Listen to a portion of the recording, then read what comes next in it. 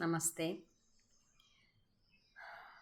Lots of people come and tell me my child doesn't listen to me. Okay, I have to tell so many times. I have to find a way how to convince a child. Think deeply about that. Can you be convinced easily by your friend? Were you convinced easily by what your parents told? Okay. So my answer is it is not easy to convince another human being. And so is the child. So when the child is helpless and so you could make the child do whatever you wanted, then they are developing into an individual. Throughout life, they can be just following what you say. So at some age, they are starting to question what you say and they won't follow what you are saying. And then we have to give them that liberty to some extent. Not that, no, whatever you say, they will just go opposite. No, no, that's not what I meant. So, some leeway is to be given for some things which are not critical, but at the same time, there has to be a rule in the house to be followed, which everybody has to do, you know, and you cannot keep an exception there. Suppose you are telling 8 o'clock, all the mobiles, everything will be closed, or 9 o'clock, whatever it is, and then you want to switch it on. That will not work. That's why I always keep saying, for the sake of children, if you want to bring them up in the proper way, we have to you know make so many changes in our lifestyle also. So I have made it so if you want, otherwise, anyway, any being that comes, animals, birds, or human beings, once they're born, they will grow up anyway.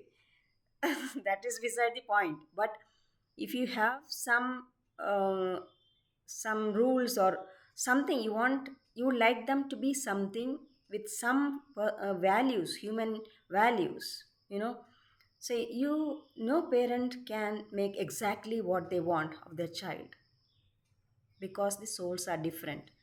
So the souls have agreed to just take up the relationship of parent and child, nothing more than that. So we have to understand that, okay, for this life, see, so many lives we have passed, how many kids we had, in different lifetimes, and who are they in this lifetime? Maybe they are enemies, the kid in this lifetime, maybe our enemy in the last birth. So it all happens. But for this lifetime, we have signed the contract for being the parent and the child.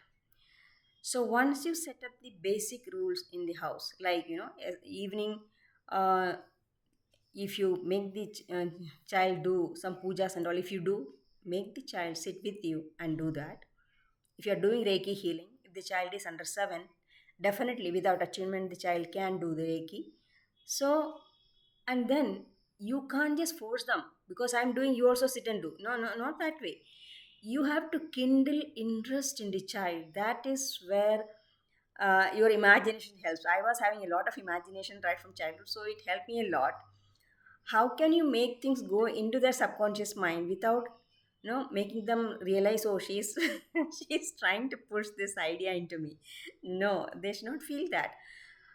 But actually it is for their own good. Sometimes what happens, we want something for their good, but we want to give in, like, you are going into a mall and the child is making a tantrum, or you want the child to do something which is important for his health, but he or she refuses, and you are seeing, oh my god, everybody is watching me, what they will be thinking, I'm a bad parent.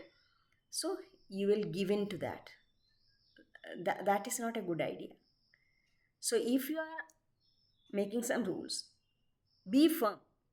They should know that you mean what you say. That is very important. Okay.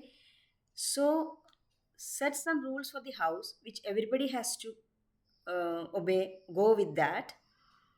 No exceptions. There may be rare exceptions, there has to be a valid reason for that. And then you also have to listen to the child. If the child has to listen to you, You should also listen to the child. It's a two-way process.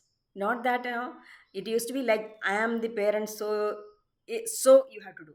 That age is gone long back. Okay, that is gone. So we need to listen. When they are talking, listen carefully, not to answer immediately. And their ideas, if they can be followed, follow them and give them the credit. So that's how they learn. So they listen to you and they see the goodness in what you are saying, and they do that and they appreciate. So it is a two-way process. Always remember, just because you are a parent, no way, it's not going to work out. So it's a two-way process.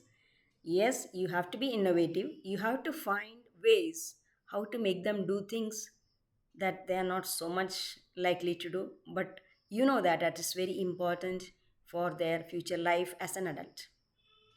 So be firm with that, and always think it's a two-way process. I am dealing with another human being, you know, not that, oh, he is my child. No, that will also backfire. This is another human being in the making.